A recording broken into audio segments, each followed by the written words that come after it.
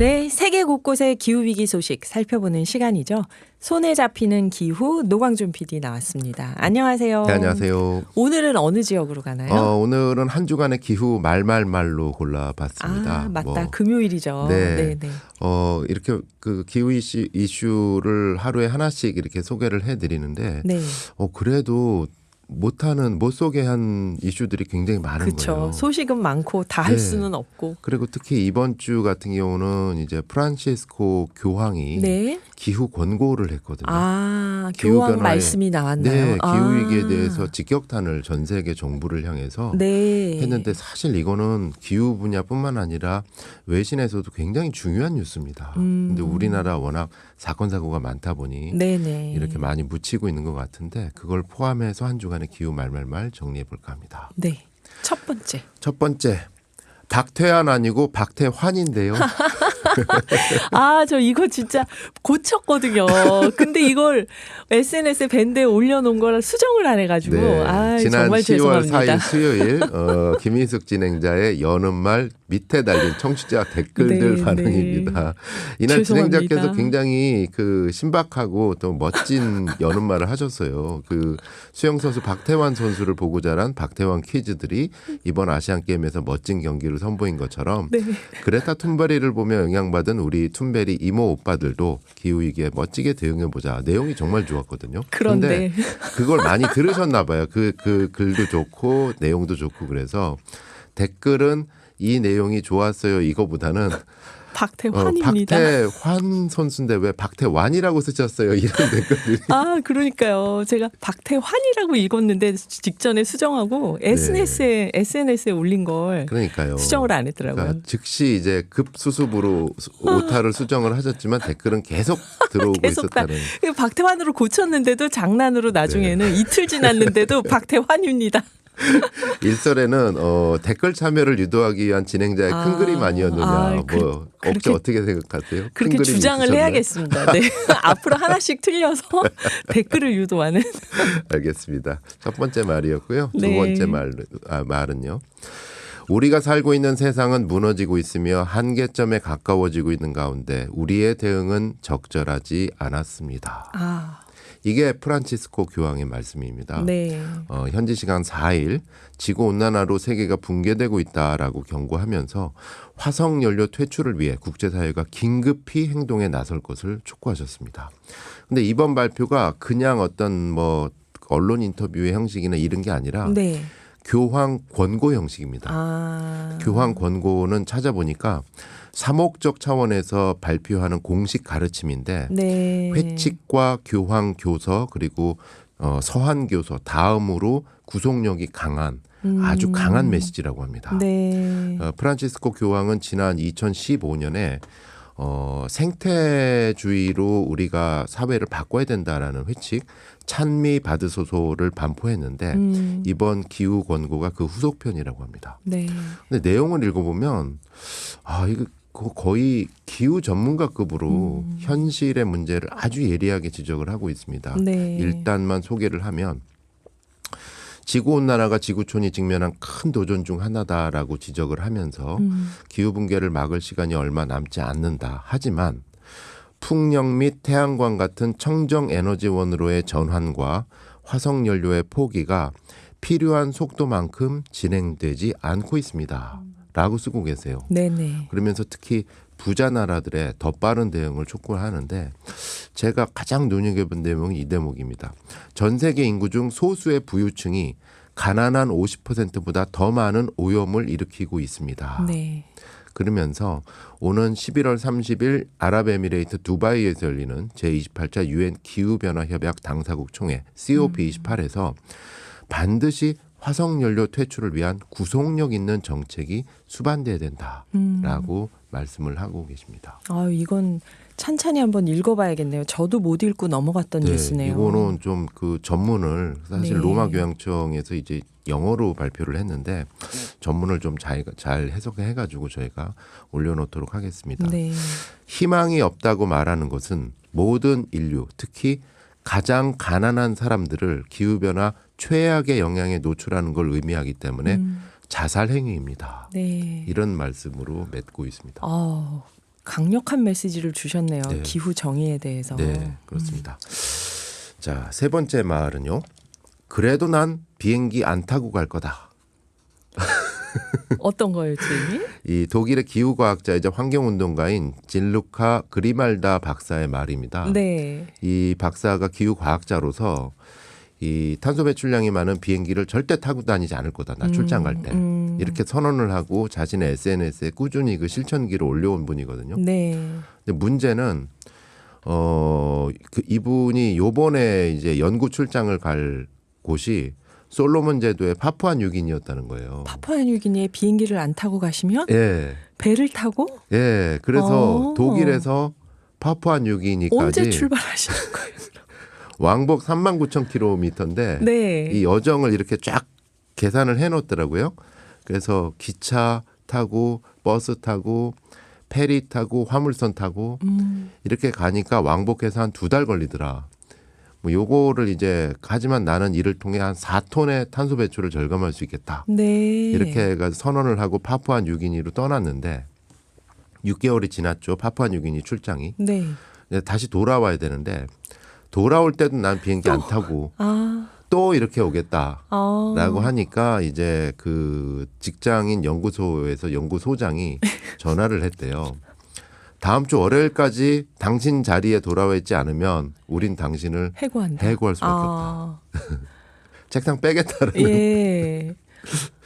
어떻게 그래서, 하실까요, 그럼 이제? 근데 이제 그리말다 박사는 그럼에도 나는 비행기를 안 탄다 하면서 파푸아뉴기니 항구에서 화물선을 기다리고 있다라는 가디언 보도였습니다. 저는 숙연해지는데요. 저는 뭐 하라는 건 잘 실천 못하는데 하지 말라는 건 잘할 수 있거든요. 비행기 안 타는 거 해봐야겠네요. 이게 좀 고민인 게 저희도 만약에 기후 프로그램인데 네. 당장 이제 OBS 경영진에서 전화를 하셔가지고 니네 그럼 기후 프로그램이니까 두바이에서 열리는 COP28 기후 총회 취재 봐라. 그런 일이 생기면 진짜 그럼 우리 좋겠죠. 어떻게 해야 될까요? 좋긴 한데 날짜를 그 비행기를 맞추려면 타지 않으면 진짜 두바이를 향해서 지금 출발해야 되는데 맞아요. 예. 연락은 그 직전에 올 텐데. 예. 기차도 그럼 뭐 어떻게 해야 되나 하다 보니까 예전에 들었던 그 시베리아 횡단 열차와 네.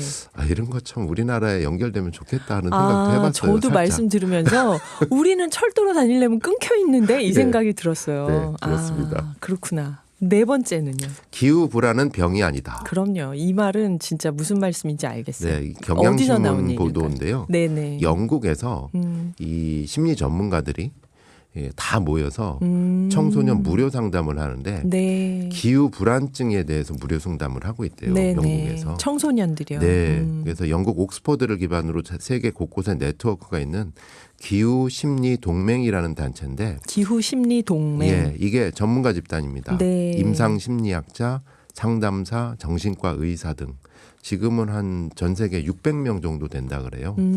이분들이 특히 청소년들 불안해하잖아요. 네네. 실제로 내 문제로 다가오기 때문에 청소년, 청년들을 포함한 시민들한테 이 회복력 향상을 위해서 3번까지 무료 상담을 지원하고 있다고 합니다. 이거 우리나라도 해야 될 것 같아요. 네. 그래서 기후 불안은 질병이 아니고 네. 기후 위기에 대한 자연스럽고 정상적인 반응이다. 다만 같이 모여서 네. 비슷한 심정을 가진 사람들이 같이 대화를 하고 그러면서 회복력을 증진하고 나와 우리 공동체가 이 기후위기 극복을 위해서 무엇을 할 수 있을지 함께 찾아보자라는 네. 공동체 모임을 조직을 한대요. 그러면서 기후 카페도 운영을 한다고 합니다. 그래서 특히 청소년과 청년들이 겪고 있는 기후 불안에 대해서 적극적인 심리 상담에 집중한다고 합니다. 네. 이런 건 우리나라에서도 있었으면 좋겠습니다. 우리나라에서도 곧 나오지 않을까 싶어요. 그쵸, 독일에서는 청소년들. 그 아예 학회가 만들어졌는데 미래 심리학회라고 합니다. 그러니까 기후 위기의 미래에 대해서 일어날 심리적 사람들의 현상들. 어떤 불안에 대해서 연구하고 회복력을 증진하는 네, 그렇구나. 그런 활동이 앞으로 이 정신보건 쪽에서도 굉장히 주목되지 않을까. 이거는 IPCC 보고서에서도 공식 거론된 내용이기 때문에 네. 앞으로 주목받을 내용 같습니다. 예, 기후 불안은 병이 아니다. 네. 마지막으로요. 이제 유튜브로 보고 들으실 수 있습니다. 우리 유튜브로 그동안 보이는 라디오를 했잖아요. 네, 라고 물어본다면 했는데 오늘의 뭐라고? 기후 제작진의 말인데 이제 라이브 생방송을 10월 10일 화요일부터 시작을 하게 됐습니다. 네, 예. 제가 이게 풀타임 라이브가 아니어서 네. 안심하고 딴짓하면서 방송할 때도 있고 그랬는데 사실 특히 여성 진행자들은 굉장히 달갑지 않은 게 유튜브 라이브 방송. 그렇죠. 왜냐하면 시작할 때 화장을 하고 시작하면 11시 반 넘어가면 이제 지워져요. 네. 그리고 그럼에도 불구하고 그동안 끊임없이 저희 OBS 라디오가 이제 3월 30일 날 개국을 했는데 네. 그 이후부터 끊임없이 주변에서도 얘기한 게 듣고 싶은데 라디오가 없는데 어떡하죠? 맞아요. 99.9 나오다 끊겨요. 이 어떻게 말도 듣죠? 많이 하고. 해서 저 앱도 추천드리고 네. 또 OBS 라디오 홈페이지도 추천을 드리고 뭐 설령 친한 분한테는 차를 사세요라는 얘기도 반 농담을 했지만 네. 결국은 유튜브 안에 라이브 생방송으로 들어가는 게 가장 쉽고 편하겠더라. 전 이거 좀 힘들겠지만 기대도 되는 게 청취자 반응이 또 그럼 유튜브에서 네. 채팅창에서 채팅으로, 올라올 거 아니에요. 예. 그래서 예. 저희는 일단 오늘의 기후는 연휴가 끝나고 10월 10일 화요일입니다. 10월 10일 오전 10시부터 유튜브에서도 똑같이 보이는 라디오 생방송을 매일 시작을 하고자 합니다. 네. 처음에는 접속자 수가 아마 적을지도 몰라요. 네. 늘 시작은 미약하니까. 하지만 대부분의 유튜브 또 대부분의 라디오 방송이 그렇듯이 가면 갈수록 한 3년이고 4년이고 계속 하면서 저희가 꾸준히 여러분과 진심으로 소통하는 방송 되도록 하겠습니다. 네, 저는 아침에 피곤하면 안경 끼고 오고 그랬는데 머리도 가끔씩 안 감고 계속, 큰일입니다. 이제 계속 매일 하던 대로 라이브니까. 자연스럽게 하는 것이 좋지 않을까 싶습니다. 네네네. 어쨌든 요즘 세대는 라방이라고 하는데 저희 세대도 라방하면 라디오 방송이잖아요. 맞다. 라디오 방송도 하고 유튜브 라이브 라이브도 방송도 하고 예, 진정한 라방. 라방입니다. 10월 10일 오전 10시부터 시작됩니다. 네, 오늘 추천하실 곡은요. 말에는 소개를 못 드렸지만 네. 전 세계가 지금 재생에너지로 전력 질주하는데 중국도 그렇고 미국도 그렇고 이념을 초월해서 우리나라 재생에너지 관계자들은 많이 풀이 주고 계신 것 같아요. 맞아요. 윤은상 힘이. 이사장님도 그러고. 네. 네. 그래서 응원곡 준비했습니다. 강산의 노래입니다. 거꾸로 강을 오르는 저 힘찬 연어들처럼 네. 힘내십시오. 감사합니다. 노광준 PD였습니다. 음악 듣고 2부에서 뵙겠습니다. 다시 쓰는 건축학개론 시간인데요. 그동안 기후위기 시대 탄소 중립 에너지 절감을 위해 틈이 없는 건축, 자연을 적극적으로 받아들이는 건축, 기본에 충실한 건축 이런 얘기를 했는데요. 지금까지 건축물 내부에서 답을 찾았다면 오늘은 건축물 밖으로 나와서 도시 전체를 보면서 답을 찾아보겠습니다. 광명시 도시재생지원센터 황종대 센터장님 나오셨습니다. 안녕하세요, 선생님. 예, 안녕하세요. 네, 오늘 선생님께서 건축물 내부에서 지금까지 답을 찾았다면 한 발씩 밖으로 나가보자 그러시니까 이제 본격적으로 말씀하시는구나. 도시 전체에 대한 얘기를 이제 하는구나 우리가 이런 생각이 들었는데요. 먼저 그게 좀 궁금해요. 건축의 탄소 중립 얘기를 하는데 그러면 건축물을 우리가 다 리모델링을 할 수가 없잖아요, 지금. 이거 정책적으로 어떻게 가야 되는 건지. 예, 사실은 그게 좀 어렵죠. 네. 그러니까 그 건축물의 탄소 중립, 그러니까 사실은 이게 이제 건축 자체의 어떤 문제라기보다는 도시의 문제로 보는 게 맞아요. 네. 왜냐하면 이 기후 위기, 에너지 위기 이런 모든 문제들은 제가 지난번에도 말씀드렸지만 사람들이 과도하게 모여 살면서 발생하기 시작한 그런 문제거든요. 밀집되면서 문제가 됐다. 예, 맞습니다. 그렇다 보니까 이 문제를 그러면 어떻게 해결할 것인가에 대한 문제는 개별 네. 건축물의 문제도 있지만 도시 전체를 바라보는 관점도 되게 중요하고요. 네. 그래서 우리가 이제 그러니까 이 도시에 대한 문제로 이렇게 넘어가게 될 때에는 실제로 이제 제가 처음에 얘기했던 건축물에 대한 부분들, 그 다음에 이제 교통수단에 대한 부분, 네. 그 두 가지 부분에 대한 관점을 가지고 접근하는 게 맞고요. 네. 그리고 이 건축물의 이제 가장 어려운 점은 새로 지어지는 건축물에 대한 부분들은 저희가 많은 이제 장치들, 예를 들면 이제 인허가를 이제 그 장치들을 만들어 준다던가, 기준을 높여서. 예, 네. 이런 방식 아니면 공공 건축물은 더 쉽죠. 네, 네. 공공에서 이렇게 하면 되니까. 네, 근데 네. 기존에 지어진 민간 건축물, 맞아요. 아까 저 말씀드렸던 주택이라든가 이런 문제들을 예. 어떻게 해결할 것인가에 대한 문제인데 이게 이제 이것을 위해서 아직까지는 뚜렷한 대안을 내놓고 있지 못해요. 사실 우리가 그래서 이 민간 건축물에 대한 부분들을 어떻게 탄소 중립, 사실 민간 건축물 탄소 중립 굉장히 어렵습니다. 네. 왜냐하면은 새로운 건축물을 만들 때에도 이 그러니까 에너지를 이렇게 탄소 중립이라고 하는 게 탄소 배출량과 그다음에 에너지 생산량을 맞춰서 이게 이제 탄소 배출을 제로로 만드는 부분이잖아요. 네. 이 돈도 굉장히 많이 들고 맞아요. 기술도 굉장히 많은 기술이 필요하거든요. 근데 이게 실제로 기존에 있는 건축물에선 현실적으로는 이제 불가능에 가까운 거죠. 그렇다 보니까 탄소 중립이라고 이야기하지만 사실은 네. 이제 탄소 중립에 가까운 그러니까 이제 에너지 소비를 줄이고 그다음에 이 이제 에너지 그러니까 새로운 신재생 에너지를 사용을 해서 맞춰가는 방식들을 점차 이제 해야 되는데 이것들에 대한 정책적인 어떤 그런 수단이 필요하겠다.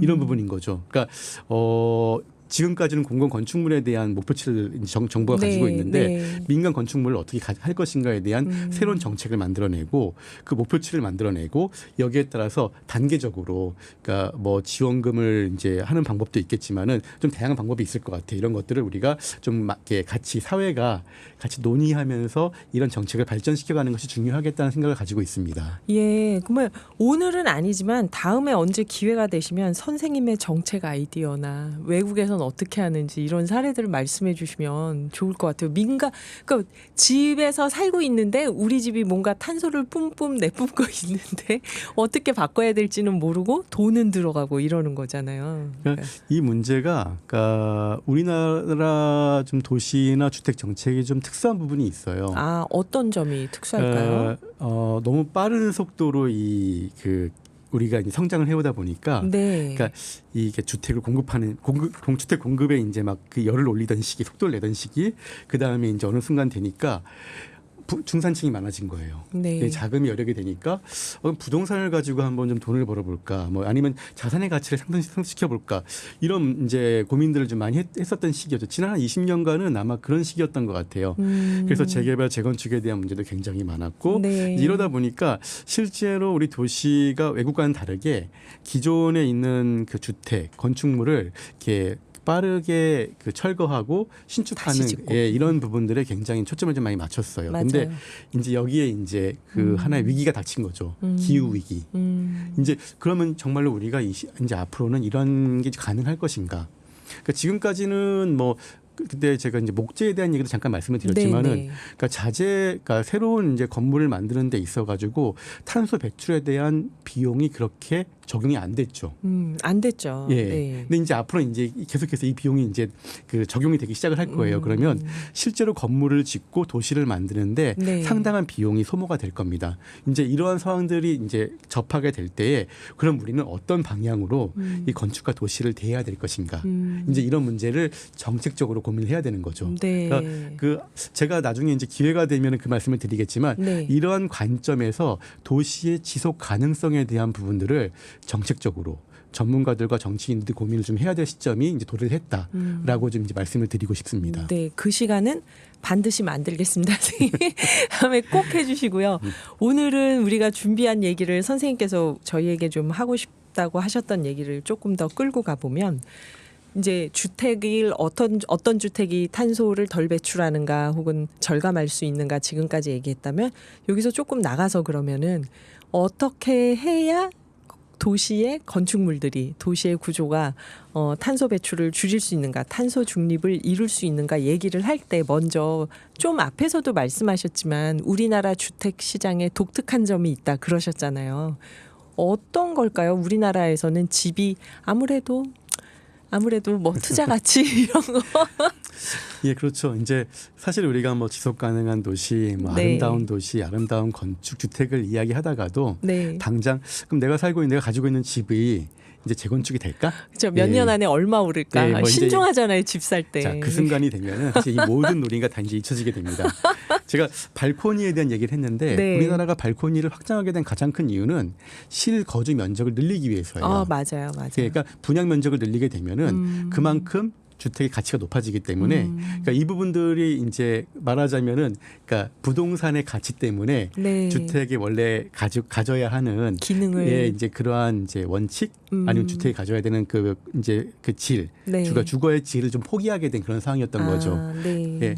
예, 이제 그러다 보니까 그러니까 이게 그 사실은 건축과 도시에 대한 문제를 이야기할 때 우리가 이제 도시의 구조에 대한 이야기를 해야 돼요. 그러니까 80년대 만들어진 도시와 90년대 만들어진 도시와 2000년대 만들어진 도시가 달라요. 네, 네, 그러니까 네, 네. 예전에 이제 우리가 그 이제 지금 그러니까 단독 다가구가 많은 지역을 보시게 되면은 네. 그 지역들은 이제 공원이라든가 어린이 공원, 소공원이 좀 되게 부족한 거를 좀 볼 수 있을 거예요. 좀 옛날에 지어져서 그렇죠. 예, 그 다음에 주차를 하더라도 그러니까 없어요 주차장. 예, 도로가 너무 좁아서 맞아요. 주차할 공간이 없었죠. 맞아요. 근데 이제 이게 일기 신도시 90년대 지어진 일기 신도시로 넘어가게 되면은 근린공원이 만들어지고 소공원이 만들어지게 돼요. 용 일산 분당 이런데 일기 예, 신도시요. 그렇죠. 예, 네. 중동이라든가 평촌, 예, 삼본 이런 곳이죠. 이제 주차장도 어느 정도 물론 이제 맞아요. 부족하죠. 부족하긴 예, 해도. 한데요. 그래도 이제 훨씬 이제 나은 환경에 네, 거주하게 네. 되는 거죠. 근데 최근에 이제 만들어지고 있는 세종 신도시라든가 아니면 송도 신도시를 보게 되면은 이런 지역들은 그러니까 주택이 중심이 아니에요. 아. 도시의 가운데에 큰 녹지가 있어요. 예를 들면 산이라든가 아니면 공원이라든가 송도 신도시에 가면 센트럴파크처럼 큰 녹지와 호수공원을 만들어 놓고 네네. 거기에서 도시의 모든 위락 기능 그 다음에 어떤 뭐 콘서트, 공연, 그 다음에 배를 탈 수도 있고요. 그 다음에 그 이 공원에서 이제 피크닉도 할 수 있고 네네. 이런 구조로 이제 바뀌어 간다는 거죠. 지난 2020년부터 이제 우리가 코로나 때문에 네. 사실은 이제 그 한 3년 정도 우리가 많은 고생을 했잖아요. 맞아요. 이 당시에 이제 그 등장했던 개념 이제 그 전부터 사실은 있었던 개념인데 네. 많은 분들이 우리가 어떻게 이 그 감염병이라든가 외부의 충격에 좀 더 경고할 수 있을까라는 어떤 그런 개념에서 그러니까 도시의 회복성이라고 하는 그런 개념들을 많이 이야기를 했었어요. 근데 저는 굉장히 낯선 게요. 도시 하면 공해, 교통사고, 인구 밀집 이런 게 떠오르니까 도시가 어떤 회복력을 사람에 대해서 갖고 있지 하는 생각이 들어요. 그러니까 녹지인가요, 그러면? 예, 맞죠. 그러니까 녹지가 있는데 네. 사실 이제 다 잊어버렸죠 우리가 많이 다시 그 기억을 돌리면은 네. 갑자기 사람들이 이제 외국에서 오는데 이 사람들 격리할 장소가 필요해졌어요. 근데 그 격리할 장소가 마땅히 없는 거예요. 맞아요. 그래서 뭐 연수원에도 보내고 그 다음에 새로운 뭐 컨테이너 박스를 놔가지고 거기다가 사람들을 수용하기도 하고 했었단 말이죠. 네네. 사실 이게 근데 그러니까 그 새로운 문제가 아니라 예전에 포항 지진이 일어났을 때 지진에서 그 이제 피해를 당했던 사람들을 임시로 수용해야 될 시설들이 필요했었던 거죠. 맞아요. 그러니까 말하자면 도시가 우리가 살고 있는 주택 외에 여분의 공간이 필요한 거죠. 예, 예. 아. 그러니까 이제 이러한 어떤 그런 장치들이 있어야 되는데, 그러니까 이 당시에 이제 연구를 보게 되면은 그러니까 그 공원이라든가 녹지가 충분하게 더 많은 어떤 그런 공간을 확보한 곳에서 네. 아무래도 이런 감염병에 조금 더 좀 쉽게 대응을 했다. 이런 그 말하자면 도시 회복력이란 좀 어려운 개념인데요. 그러니까 무슨 느낌인지 와요. 예. 집에서도 뭔가 다용도실이나 골방이 하나 있어야 이게 정돈이 되는데 예, 맞습니다. 그런 빈 공간이 없으면은 이게 어렵잖아요. 정리정돈이나 뭐 유지가. 근데 도시도 그러면 예. 사람이 살지 않는 그러니까 좀 표현이 잘못됐네요. 다용도실이나 골방이 아니라 거실이 하나 더 있다고 해야 되나요? 그러니까 사람들이 살진 않지만 필요한 공간이 있다는 거죠. 예, 그렇죠. 그러니까 처음에 말씀드렸던 것처럼 도시의 문제는 과도한 밀집에서 생기는데 네. 이 밀집을 좀 해소를 하고 밀도를 줄이면은 네. 우리가 가지고 있는 많은 문제들이 해결이 된다는 거죠. 사실은 산업혁명 때 가졌던 뭐 옛날에 그 스모그 문제, 그 다음에 네. 이런 모든 문제들이 맞아요. 너무 과도한 밀집되어 생긴 거였거든요. 주택을 그러니까 제가 그 기본에 충실한 건축을 말씀드렸는데 햇빛, 일조, 바람이 없는 주택을 만들어 생기게 된 결과였거든요. 네. 지금도 마찬가지예요. 우리나라 구조가 그러니까 도시를 개발하는 데 있어서 민간 투자의 부분이 굉장히 많기 때문에 사업성을 높여줘야 되는 부분이 있거든요. 수익률이 나야 되니까. 예, 그러다 보니까 용적률을 굉장히 높여줘야 돼요. 높였죠. 그러니까 네. 사실은 뭐 지난 대선 때 용적률 400%, 500%를 굉장히 우리가 쉽게 이야기했지만 용적률 300%만 넘어가도 굉장히 답답합니다. 살기 힘들 것 같아요. 예, 그럼에도 불구하고 우리 사회는 지금도 340%, 350%그 이상의 이제 요구를 하고 있는 상황인 거죠. 10, 20 조금씩 올리다 400으로 넘어가는. 예, 이게 이제 우리의 도시 구조의 문제점이고 네. 그러다 보니까 도시 전체의 어떤 큰 관점에서 큰 공원이나 녹지를 도시 중앙부에 놓았을 때 상당히 쾌적한 도시 환경이 만들어진다는 거죠. 네. 그래서 그러니까 90년대 만들어진 도시보다 2000년대 만드는 도시가 훨씬 더 쾌적하고 그러니까 최근에는 뭐 숲세권 뭐 이런 얘기를 하잖아요. 세종시는 몇 기 신도시인가요? 세종시가 가보니까 좋더라고요. 몇 기 신도시로 구분하진 않고요. 네네. 그냥 이제 그 세종시를 혁신도시. 네, 이제 그러니까 그 지방 공기업들을 이전하면서 중앙 정부를 이전하면서 새롭게 만들어진 도시로 이렇게 우리가 구분을 하거든요. 네. 그러니까 1기, 2기, 3기 신도시는 주택을 공급하기 위한 도시이고, 그렇죠. 다 베드타운이었는데. 예, 이거를 이제 그러니까 구분은 약간 좀 다른데 그렇구나. 예. 세종시는 행정 복합 도시라고 하니까. 예, 맞습니다. 그래서 이게 저희들은 이제 좀 다르게 분류를 하는데 그렇군요. 이제 일반 국민들께서는 좀 이게 개념이 어려우시니까 새롭게 만들어진 도시 신도시로 아파트 분양 새로 하면 다 신도시로 생각하니까 예. 우리는 그런 거죠. 예. 그렇구나. 그런데 저희가 여기서 노래를 한 곡 듣고 잠깐 쉬었다가 선생님 얘기 정말 재밌죠, 여러분. 이 부동산이 집이 부동산만이 아닙니다. 시카고의 You're the Inspiration 듣고 이야기 마저 들어보겠습니다. 네, 저희가 3부 중간 노래는 3부 이 첫 곡은 인터뷰 중에 나가는 노래는 나오신 분을 항상 생각하면서 고른다고 했는데 시카고가 딱 떠올랐어요. 선생님 한때 좋아하셨다고 하네요. 역시 그 곡목은 PD님이 고르셨고 밴드는 제가 골랐습니다. 선생님 지금 앞에서 우리나라 신도시 또 행정복합도시처럼 새로 건설되는 도시 설계나 구조에 대해서 말씀을 해주셨는데요. 사실 이게 새로 짓는 건 괜찮은데 오래된 도시가 어떻게 바뀌어야 되냐면 참 어렵잖아요. 이게 거기에 대한 어떤 외국 사례가 있을까요? 이제 이게 오래된 도시를 그러니까 바꾸는 거에 가장 큰 어려움은 사실은 예산 문제예요. 예산이요. 예, 저희가 그러니까 이제 서울 그다음에 이제 수도권에서 주차장 한 면을 만드는데 네. 보통 들어가는 예산을 한 면에 1억에서 1억 3천으로 보고 있습니다. 네네. 최근엔 좀 더 올랐다고 확인하는데 더 올랐어요. 예, 그러다 보니까 이 토지를 확보하는 게 굉장히 어렵습니다. 이제 그 아마 많은 분들이 생각하실 거예요. 이게 그 우리 동네에도 좀 공원이 있었으면 좋겠다. 네. 좀 이렇게 걸어서 갈 수 있는 작은 공원, 쉼터가 있으면 좋겠다. 그러니까 그런 게 너무 부족하죠, 우리나라에. 네. 그래서 그것을 만들기 위해서는 어쨌든 공공에서는 토지를 확보를 해야 되고, 그다음에 그 토지에다가 그런 이제 시설 조성을 해야 되는데 대부분의 토지 그 이제 취득비 토지를 구입하는 비용들이 너무 과도하게 들어서 이것들이 공공에서 이제 이런 시설들을 확보하는 데 굉장히 어려움을 겪는 가장 큰 이유입니다. 네. 안 그래도 어제 청취자분 중에 그런 문자가 있었어요. 동네 곳곳에 작은 공원이 만들어졌으면 좋겠는데 그게 왜 이렇게 힘들까요? 이런 질문이 있었거든요. 또 한 가지 이유는 이게 이제 외국에서는 이제 이런 이제 그 부동산을 취득하는 과정을 네. 짧은 시간에 계획하지 않아요. 10년, 15년, 20년 이런 방식으로 그러니까 아주 장기간에 그러니까 긴 그 기간 동안 그러니까 이 공동체가 고민을 하고 이제 또 공공에서는 이제 돈을 이제 예산을 수립을 해가지고 이제 이렇게 단계적으로 나가죠. 근데 이제 우리 같은 경우는 도시 정책이 그러니까 정치 구조 변형에 따라서 쉽게 바뀌기 때문에. 아니, 저희 10년, 15년씩 걸려서 하면 속 터져요. 저희는. 그러면 안 돼요. 이제 그러다 보니까 네. 굉장히 빠른 방식을 취하기 때문에 이게 굉장히 어려운 부분이 있고요. 사실은 이제 그렇게 보면은. 제가 이제 파리라는 도시를 좀 예를 들어 보면은 네네. 파리 같은 경우는 역사 도심이에요. 그러니까 이제 말하자면 이게 벌써 한 300년, 400년이 넘어가는 도시가 되다 보니까 그럼 이런 도시에는 어떻게 도로를 넓혔고 그러게요. 주차장을 만들었고 그러게요. 공원을 만들었고 그렇죠. 이런 이제 그러니까 이제 그 질문을 하게 되는 거죠. 네. 제가 처음 파리에 갔을 때에 파리 시내 왕복 6차선 도로가 꽤 있었어요. 근데 이게 이제 4년, 5년이 지나니까 왕복 4차선 도로로 바뀌고 도로를 넓힌 게 아니라 줄였어요. 예.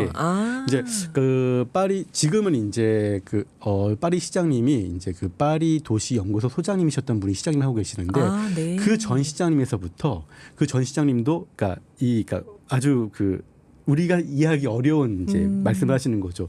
파리 시내에 차를 못 들어오게 하겠다. 파리 시내는 보행 중심 도로를 만들겠다. 네네. 이게 벌써 20년이 넘었거든요. 네. 이제 그게 20년에 아직도 이 프로젝트가 진행 중에 있어요. 아 지금도 지금도 계속요. 진행 중에 있어요. 아유 네. 정말 천천히 하는구나. 근데 그럴 수밖에 없는 거죠. 네. 도시 계획과 도시 설계라고 하는 거는 그런 오랜 기간에 걸쳐서 갈 수밖에 없는 거고 또 많은 분들과 합의를 하면서 가야 되니까 예, 그런 것도 공동체적 지향점이 있는 거죠. 그 지향점을 우리 공동체가 이렇게 만들었으면은 네. 그건 10년이 걸리든 20년이 걸리든 간에 그러한 그 지향점을 향해서 가야 되는 거죠. 그리고 이제 그 작은 이제 그런 공원 이런 말씀들을 하셨는데, 그러니까 그 파리는 이제 우리가 보통 이제 요즘 15분 도시라는 이야기를 많이 하거든요. 그러니까 그 내가 걸어서 우리 집에서 걸어서 15분 이내에 작은 공원, 약국, 그 다음에 우리가 가정의학과, 마트, 그 다음에 이런 것들이 다 있는 거예요. 우체국 이런 것들이. 저희 집에서 걸어서 10분 안에 산책로가 있는 산이 있어요. 근데 그 산책로 공사를 한다고 8개월째 못 들어가고 있어요. 거기를 안 끝나요, 공사가. 굉장히 답답하시죠, 그렇죠? 네. 예. 그러니까 우리 현대인이 이미 이제 눈높이가 많이 올라와서 다시 주택 하나 잘 사는 것만 가지고 안 돼요. 이제는 근처에 공원도 있어야 되고 네. 생활 편의시설도 있어야 되고 네. 이런 것들이 도시 구조로 만들어져야 되는 거죠.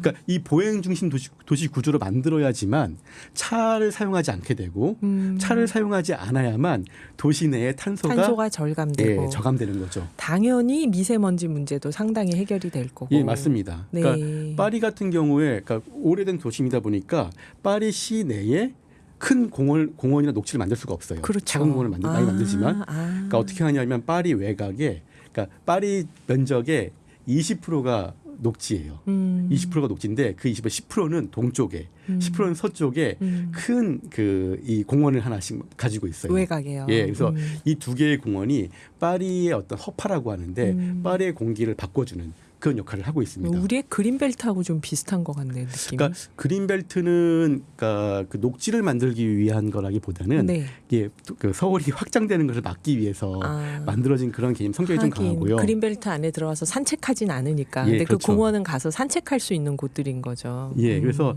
그러니까 파리의 예를 드는 건 두 가지 개념인 거죠. 하나는 네. 도시 내에서는 이런 작은 공원들을 철저하게 걸어서 갈 수 있게 만들어주고, 그러니까 도시 외곽에는 큰 공원을 만들어서 이 도시민들이 그러니까 녹지를 즐기고 이제 산책을 할 수 있고 동시에 공기를 정화시킬 수 있는 그런 공간들을 만들어주는 거죠. 네, 선생님 말씀 듣다 보니까 지난주에 김용춘 경기도 탄소중립도민추진단 하남 대표 이분이 감정평가사신데 이분이 하남시의 98개인가 그런 시민단체분들 다 모여가지고 하남 신도시를 설계하는데 하남시와 협의를 하고 있대요. 근데 말씀 듣다 생각이 났어요. 파리가 6차선을 4차선으로 줄이고 아예 차량이 못 들어오는 구역을 만들고 했다고 하니까 하남 신도시가 지어지면 10년 후에 우리가 들어가서 사는데 여기 왜 이렇게 도로를 크게 만들었냐. 줄여야 된다. 이런 걸 이제 협의하고 계신다고 그러더라고요. 재생에너지도 사용해야 되고 도로를 전부 줄여야 된다. 오, 그런 신도시가 10년 후에 신도시인가 했는데 말씀 듣다 보니까 또 이해가 돼요, 한편으로. 그러니까 그런 논의가 진행이 된다고 하는 게 네. 굉장히 긍정적이고 우리 사회가 더 앞으로 발전하고 있구나라는 네. 생각이 듭니다. 사실은 그러니까 지역에 가면은 여전히 이제 더 넓은 도로, 맞아요. 주차장 맞아요. 이것들에 대한 요구가 많은데 이제 앞으로 우리 사회 미래를 바라보는 거죠. 그러니까 차로를 넓히면 넓힐수록 아이들의 안전 문제는 더 열악해지고 걸어 다닐 수가 없죠. 예, 그렇죠. 8차선 있고 막 이러면. 그 다음에 우리가 그런 상황이 되면은 차를 이용하는 게 편한 것 같지만은 네. 더 많은 시간을 차에 투자를 할 수밖에 없는 거고. 맞아요. 예. 그리고 우리 도시는 더욱더 비효율적이 되어지고 우리는 더 많은 돈을 그러니까 이동하는데 낭비할 수밖에 없는 상황이 되거든요. 맞아요. 마트도 걸어서 갈 수 있는 데가 걸어가기가 마땅치 않으면은 그렇게 멀지 않아도 다 차 끌고 갔다가 오고 맞죠. 주정차하는데 시간 다 보내고 예, 그렇게 맞습니다. 되죠. 예. 아, 그래서 이제 깨끗하게 이해가 됩니다. 하남 신도시에서 왜 도로를 줄이려고 하는지, 그리고 보행으로 도로가 연결될 수 있도록 보도가 그거를 신도시의 어떤 핵심 정책으로 생각을 하시는 것 같아서 인상적이었어요, 굉장히. 예, 그렇죠. 이제 신도시가 그 전에는 이제 그런 생활 편의 시설의 중심이었다고 한다면은 네. 이제는 휴게 공간, 휴게, 그 다음에 이제 휴식, 그 다음에 이제 즐길 수 있는 것들, 네. 그 다음에 일자리, 그 다음에 건강. 여기에 더해서 이제 탄소 중립까지 네. 우리 이제 개념들이 이제 들어오게 되는 거죠, 이제. 그걸 웬만큼 다 포괄하고 있는 게 어쩐지 숲세권 같다는 느낌도 들고. 그리고 선생님 생각하실 때 그런 파리의 사례도 말씀해 주셨는데 우리나라 도시 정책 방향이 어떻게 가면 좋겠다고 보시나요? 현재 우리나라 도시 정책 중에서 이제 중요한 게 이제 15분 도시라고 15분 예, 도시. 도시의 구조를 변형시키는 부분들을 상당히 이야기를 많이 하고 있습니다. 네. 그러니까 이게 저는 그러니까 바람직한 그 설정이라고 보긴 하는데 실제로 바람직한 방향으로 가고 있는지는 잘 모르겠어요. 그 부분들 우리가 조금 더 이제 자세하게 들여다볼 필요가 있는데 네. 도시의 구조를 보행 중심 도시로 바꾸는 데 있어서 우리가 어떤 노력을 해야 되는가 이런 부분들을 조금 더 고민을 해야 될 것 같고요. 그러니까 단순히 우리가 이제 뭐 새로운 도시를 만들고 편한 도시를 만드는 것이 아니라 네네. 아까 말씀하셨던 것처럼 우리 공동체의 미래적 가치는 무엇인가. 그 다음에 그러니까 신도시는 조금 편하지만 네. 그러면 이제 이 구도심, 원도심은 어떤 방향으로 변화되어야 될 것인가. 지금과 같은 그냥 재건축, 재개발이 답인가. 이런 것들에 대한 고민들이 있어야 될 것이고 이 부분들에 대한 저는 이제 15분 도시를 이야기하면서 이게 해결책이라고 보기는 어렵지만 네. 한편으로는 우리 도시에 던져주는 아젠다가 있다라고 보여집니다. 그래서 도시 구조를 변형을 시켜줘야 되는데 네. 단순히 이제 도시의 구조를 변형시키는 문제가 아니라 그러니까 좀 그런 기회가 있었으면 좋겠어요. 그러니까 도시적 삶의 질은 공동체적 삶의 질이 중요한데 이것을 담보하는 거는 개별 주택의 질보다도 도시의 공공시설, 도시 기반 시설의 질이 중요하다. 그래서 이것들에 대한 투자가 공공에서 이루어져야 된다라고 좀 이야기를 좀 하고 싶습니다. 아, 다음번 이야기가 정말 기대됩니다. 감사합니다, 선생님. 예, 광명시 도시재생센터 황종대 센터장이었습니다. 4부에서 뵐게요. 가수 이란의 기후 콘서트. 격주 금요일 4부에서 만나고 있죠. 벌써 4회차, 4번째네요. 싱어송라이터 이란님 라이브 공연도 듣고 추천곡도 들어보는 시간인데요. 오늘의 기후 애청자분들 중에서 은근히 이 시간을 기다리는 분들이 그동안 많았습니다. 네, 이란님 이 자리에 모셨습니다. 안녕하세요. 안녕하세요. 네. 반갑습니다. 우리가 예. 무더위에 만났는데 그러게요. 가을이 네, 너무 가을이 빨리 그렇죠. 깊어지는 것 같아서 걱정이 좀 됩니다. 네, 약간 즐기려고 했더니 갑자기 훅 추워지는 것 같아요, 날씨가. 네, 그러게요. 그 못 뵌 동안 한가위였었잖아요. 네, 한가위 네. 연휴는 어떻게 잘 보냈나요? 아, 네, 저는 이제 큰 댁으로 아. 명절을 지내러 가요. 어디에 그래서 있는데요? 근데 춘천. 춘천, 춘천이요. 강원도 춘천이요. 네, 네, 네. 오. 그래서 그냥 갔다가 그 당일날 명절 아침에 차례 지내고 이제 올라오는데요. 정말 오랜만에 가는 길이 정말 많이 막혔어요. 오랜만에 네. 그동안 코로나 때문에 많이 안 움직였을까요? 그럴 수도 있을 것 같고 네. 이 명절 바로 다음 날이라서 그런지 모르겠는데 오히려 내려갈 때 많이 막히고 올라올 때는 조금 낫고 괜찮았고요. 네, 그랬어요. 여행 갔구나, 강원도로. 그랬나 봐. 아, 그랬구나. 네, 그래서 뭐 춘천에 가서는 어떻게 명절 음식도 맛있게 드시고 해주시는 음식 좀 맛있게 먹고 설거지 열심히 하고 친척분들이 뭐 또 이런저런 염려를 포함한 잔소리는 안 하시고. 그런 건 아예 안 하시고요. 네, 정말 매너 좋은 그렇죠. 어르신들이네요. 아마 저를 좀 아시기 때문일 수도 있지 아, 않을까. 괜히 말했다가. 네, 그 한 노래 번도 그렇게 막 있는 자리에서 막 그런 이야기가 화제가 되거나 그러진 않았던 것 같아요. 진짜 좋은 분위기네. 교양 있는 가족이네요. 아마 네. 노래하는 이란님을 좋아하시고 격려하는 마음이 있어서 또 그런 것도 있을 것 같아요. 티를 좀 내주셔도 감사할 것 같은데 잘 모르겠지만 아무튼 네 그렇습니다. 잘 지내고 왔어요. 네, 이 방송 강원도에서도 들릴까요? 안 들릴까요? 제가 이번에는 가는 길에 그 경기권 이렇게 지나면서 라디오 딱 이 시간이었거든요. 네네. 방송하시는 시간. 그래서 들어봤어요. 잘 나오던데요. 그래요? 네. 그럼 친척분들한테도 한 번씩 이 그러게요. 기후 콘서트 들으라고 네. 말씀을 해보세요. 쑥스러워서 말씀 안 드렸었는데 한번 기회가 되면 말씀드려도 될 것 같아요. 네. 그 저희 라이브 하기 전에 리허설을 좀 했어야 되는데 3부 인터뷰가 재밌어서 길어지는 바람에 이란님이 네. 리허설을 못했어요. 청취자 여러분들이 이제 좀 더 좋은 라이브를 들으시라고 저희가 간단하게 짧게 리허설을 좀 하고 시작하겠습니다. 네, 그냥 소리만 소리 좀 한번 싱크를 맞춰보고. 해볼게요. 네.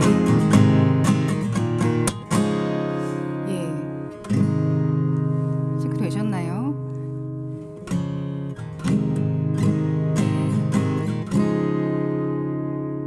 네, 하나, 둘, 셋. 노래 시작했다 노래 끝났다. 예, 됐습니다. 괜찮을 것 같아요. 오영성님 언제나 늘 푸른 소나무처럼 푸르른 이란 씨 화이팅 그러셨어요. 감사합니다. 진짜 소나무랑 이미지가 비슷해요. 어떻게 아셨어요? 아 유튜브 보셨구나. 네네. 저 아까 들으면서 왔는데 라방 또 말씀하셨죠? 네 다음 주부터는 라방. 네, 이란님 기후 라방이다. 콘서트도 쭉 라방. 네.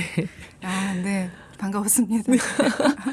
빠콩님 계속 주장하시죠. 빠콩님 오늘의 기후 PD님 DJ님 작가님 이란님 안녕하세요. 슈퍼주니어 규현 남매로 밀고 있습니다. 빠콩 저는 태안에 도착했습니다 하셨는데요. 지난번에는 광주 가신다고 하셨는데 그렇네요 지금 또 진짜. 태안에 예, 계시네요. 빠콩님 여기저기 다니시면서 항상 이란님은 챙기시네요. 규현 네. 남매. 이 경인 방송을 굉장히 사랑하시는 분이 아닌가라는 네, 생각도 빠콩님은 들어요. 진짜 애청자세요. 네. 그 라이브 공연 지금 시작을 해도 될까요? 바로 시작해도 괜찮습니까? 네. 괜찮습니다. 그러면 이란님의 첫 곡 라이브로 들어볼게요. 제목 부끄러워하지 마. 네.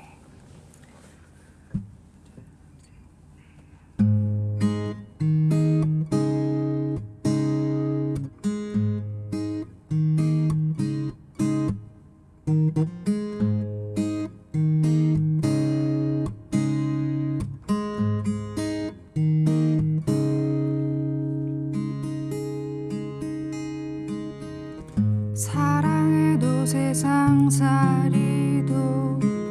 바보같이 너무나 서툴러 세상엔 나보다 잘난 사람들 투성이 그냥 꼭꼭 숨어 있을까 머리카락도 보이지 않게 아냐 그럼 아마 계속 불안할 거야 지금 내가 뭘 하는지 가끔은 나도 모르겠어 그래도 지금 행복해 다른 생각할 필요 없으니 부끄러워하지 마 아무것도 아니야 지금은 가진 것 하나 없어도 열정은 가득하니까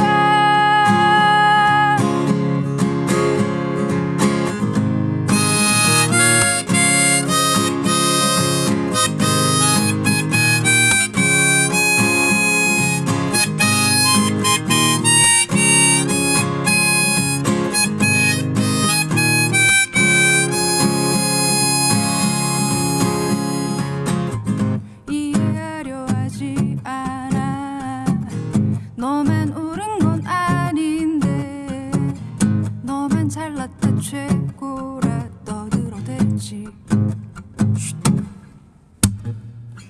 너처럼 살지는 않을래 조금은 느릴지도 모르지만 마음으로 숨 쉬며 둘러보며 갈 거야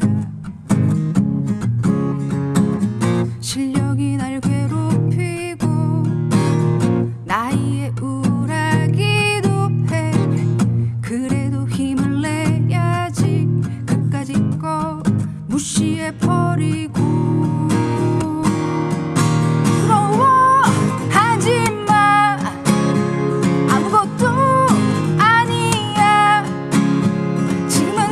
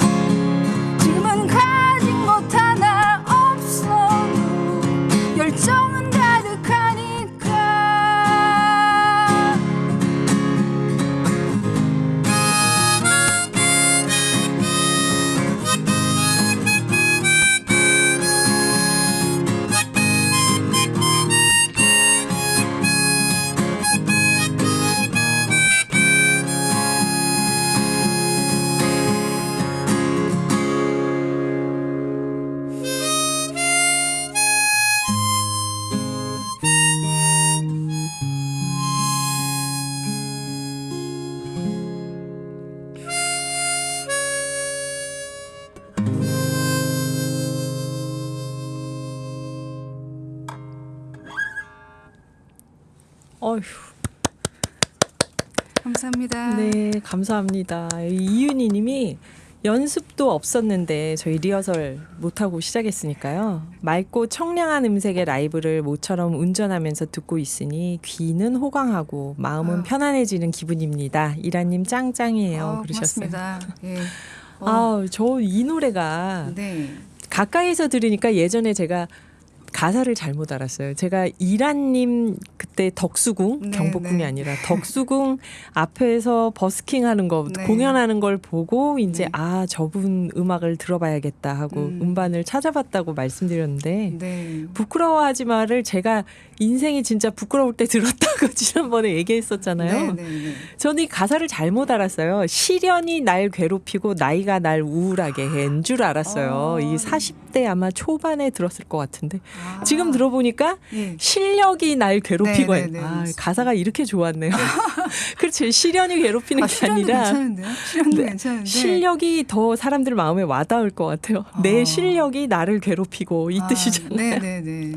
아 정말 이 노래를 네. 그래서 어떤 배경으로 어떤 마음으로 만드셨을까 이게 궁금했어요.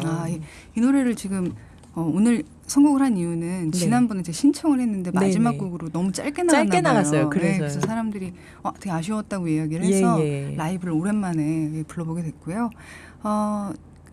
이건 정말 그냥 딱 그 가사 그대로였던 것 같아요. 제가 조금 늦게 이제 홍대신이라는 곳에 홍대 예, 인디 예, 음악계 예, 그쪽에는 이제 늦게 나갔는데 네네.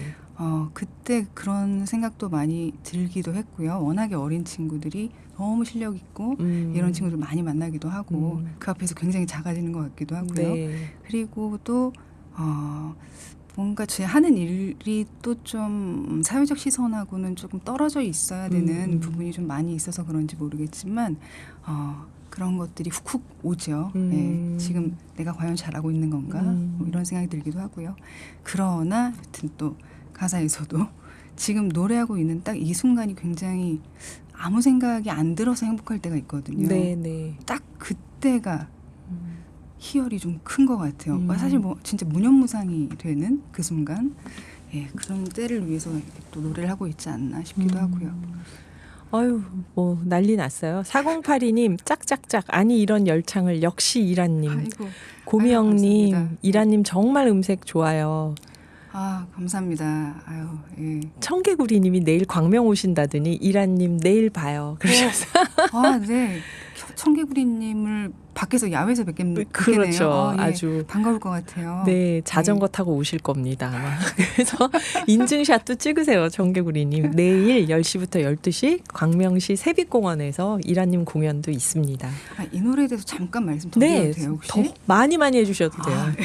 아니 어제 이제 생각을 하면서 물어봐 주신 질문을 좀 생각을 해보다 보니까 네, 제가 여쭤보니까 에피소드. 부끄러워서 얘기 안 하고 네네. 싶다고 하셨잖아요. 그건 이제 부끄러우니까 넘어가는데 네네.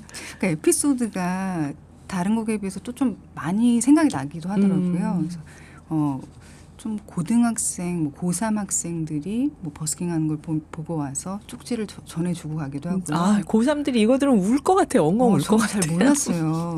그들이 또 느끼는 게 따로 네네. 있구나. 그래서 너무 잘 들었다고 힘이 났어요. 뭐 이렇게 뭐 지금 뭐 기운이 빠져 있는데 뭐 이런 이야기들을 많이 전달해 줬던 것 같아요. 그리고 또 특이했던 건 그 동화 작가님이 계시는데 네. 그 작가님을 몇 해 전에 진주 어떤 작은 공연장에서 만났어요. 근데 전주를 모르시고 계시다가 리허설할 때 이 노래를 들으신 거예요. 그러신 후에 바로 끝나고 나서 찾아오셔가지고 이 노래를 자기 너무나 좋아하는 노래였다고 네, 플레이리스트에 있다고 하면서 네. 굉장히 힘들 때 작업하고 밤에 달려오면서 그때 굉장히 많이 들었던 노래들이라고 얼굴은 모르셨던 거죠. 저를 다행이었기도 한데 네, 그랬던 뭐 이런 에피소드들이 또 생각이 나더라고요. 그러면 이 노래상 감사히 맞아요. 잘 들어주셔서 제가 이거 사실은 여러분 이란님한테 처음에 라이브 부탁드렸더니 이란님이 이거 옛날에 발표한 곡이어서 맞아요. 라이브는 신곡 중심으로 하면 어떨까요? 그래서 네, 음원을 네, 네. 틀었는데 네, 맞아요. 역시나 팬들이 많았습니다. 고3들이 들으면 진짜 네. 저도 오랜만에 이렇게 라이브를 하게 된 거거든요. 지금 이제 하면서 준비하면서 네. 또 그때 생각들이 또 막 나더라고요. 예. 좋았습니다. 아니, 저도 들어보니까 역시 음원보다 라이브예요. 이란님 노래는. 아유 감사합니다. 네, 이제 우리가 추천곡 이란님이 청취자분들께 추천해주는 음악 들을 네. 차례인데요. 네, 마이클 프랭스의 안토니오 송, 네, 네. 안토니오의 노래. 네. 이거 좀 옛날 노래, 제가 어릴 때 좋아했던 노래 같은데 이거 어떻게 이거 좋아하시게 된 거예요? 이 노래는 저희 이제 선배님께서 저보다 훨씬 연배가 높으셨던 선배님께서 이렇게 통기타를 하나 치시면서 이렇게 노래를 부르시는 걸 봤어요. 근데 그때 너무 이 곡 자체 사실 선배님께 매료가 된 거긴 한데 그래서 이제 찾아보게 됐고 원곡을 네, 남 선배님의 성별은 묻지 않겠습니다. 근데, 예, 여성분이시지만 네. 궁금해하셔도 되는데 네. 그래서 너무나 잘 듣고 네. 저도 또 이제 이 노래가 너무 좋아서 또 막 부르다 보니까 한동안은 레퍼토리 저의 이제 그 안에 있었고요. 마이클 프랭스의 음색이나 그 분위기가 저는 이 가을 딱 이맘때 되면 또 더 생각이 나요. 맞아요. 네, 그래서 한 번씩 들으면서 찾아서 들어보는 이 시기에 그런 노래입니다. 네, 여러분 한번 들어볼까요? 안토니오의 노래입니다. 네, 3361님, 0449님, 9832님, 4082님, 이윤희님 문자 아까 또 주셨었네요. 네, 사연 보내주셔서 감사드리고요. 여기 좀 긴 사연은 내일 저희가 다음 주에 저희가 또 이어서 소개를 하겠습니다. 여기 7411님이 오늘의 기후 덕분에 명가수 이란님을 알게 됐습니다. 다른 노래도 찾아보고 앞으로 열심히 노래 감상할게요. 그러셨네요. 감사합니다. 찾아서 들어봐 주세요. 네, 7411님 격주 금요일 11시 반 오늘의 기후로 오시면 기후 콘서트 라이브에서 이란님 계속 뵐 수 있습니다. 네, 만날 수 있습니다. OBS 교통상황실에서 교통 소식도 들어와 있어요. 평택 제천고속도로 제천 방향 평택 분기점 부근 2차로에서 화물차 관련 사고 처리 중입니다. 여파로 주변 차로 혼잡하고 정체되고 있으니 추가 사고 주의하시기 바랍니다. 평택 제천고속도로 제천 방향입니다. 평택 분기점 부근 2차로에서 화물차 관련 사고 처리 중입니다.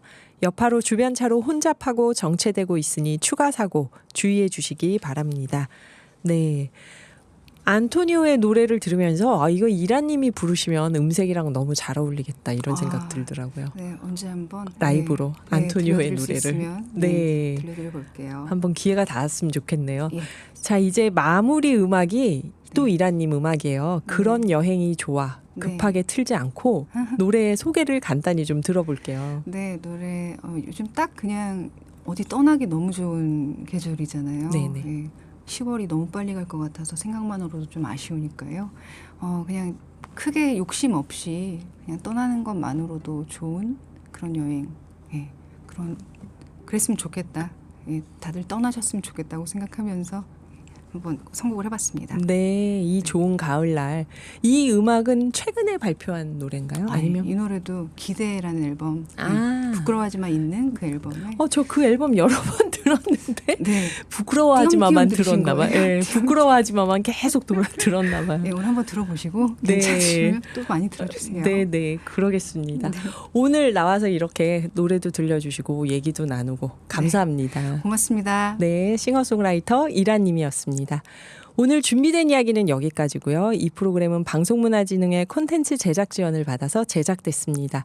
마지막 곡 이란님의 그런 여행이 좋아 들으면서 인사드릴게요. 지금까지 작가 한상진, 연출 노광준, 보이는 라디오 나종광, 이민상, 진행의 저 김희숙이었어요. 감사합니다.